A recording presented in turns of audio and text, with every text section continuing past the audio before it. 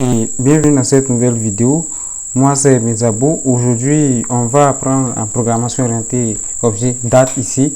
Et on va voir les énumérations. Donc voilà.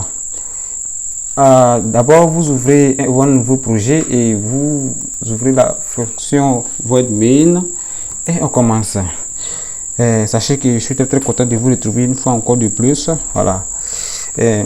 En fait, c'est quoi une énumération? Donc, une énumération, c'est quelque chose qui est utilisé ici.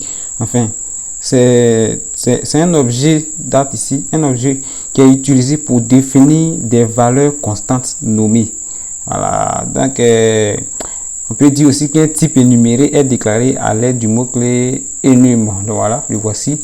On déclare une énumération à l'aide de ce mot-clé là, enum.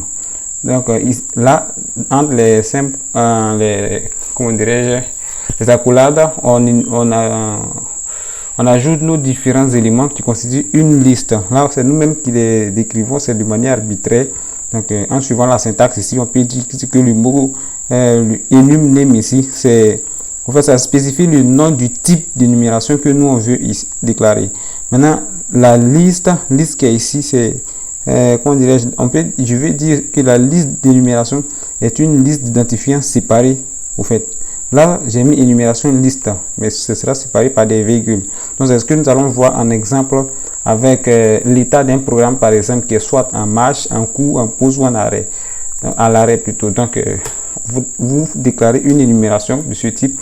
Vous faites enum statut et entre les là, comme ça, vous faites soit c'est en marche, soit c'est à l'arrêt, soit c'est en pause ou alors en charge. Donc, on peut dire que voici les 4 états d'un programme. Et on va appeler ces états-là, on va les utiliser. On va utiliser l'enum ici. La première des choses à faire, c'est de faire un print statut. Print statut, voilà. On fait un print sur le statut qui est là, donc l'état du programme, et on compile là. On verra très bien. Ok, statut. Print statut point non, statut c'est values. Voilà, on veut afficher les valeurs, donc print statut point values. Ça va nous afficher statut point.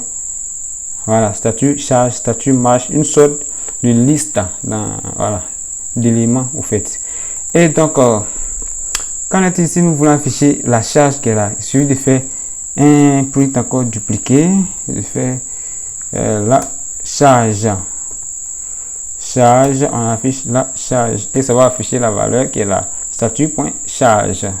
Voilà, statut.charge. Maintenant, si nous voulons accéder à un élément grâce à son index, nous allons afficher par exemple l'élément pose. Pose se trouve à la 3e position. Donc, on n'a qu'à faire un print ici comme ça. Donc, index de pose. 2 points, on va faire dollar là, ok.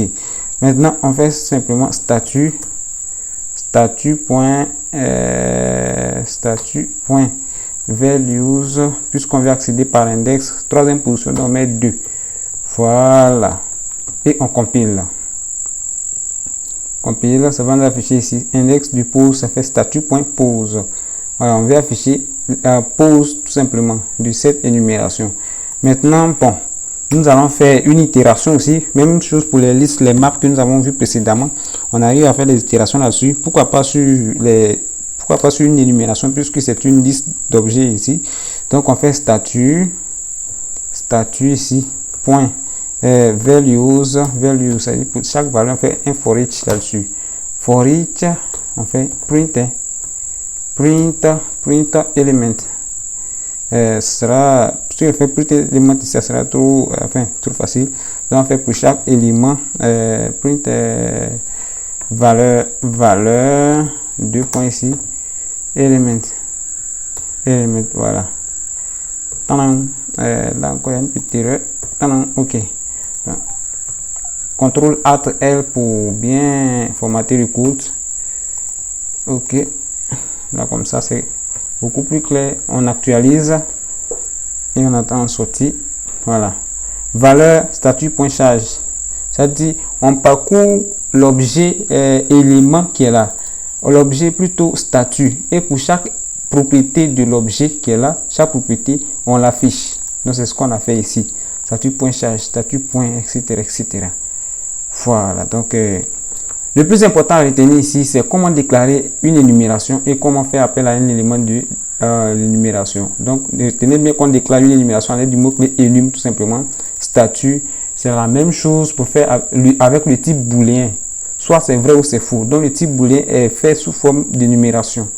Ok, donc j'espère que j'ai été assez clair, et pour plus d'informations, plus de clarté, je vous conseille de vous documenter sur le site de dats.dev simplement. Ok, donc ce fut un plaisir de vous partager cette vidéo et j'espère que le plaisir est partagé. D'ici là, prenez soin de vous. N'oubliez pas de vous abonner au passage et partager massivement la vidéo et aussi de liker. À la prochaine pour une nouvelle vidéo. Cette fois-ci, ça sera sur les fonctions. Ciao.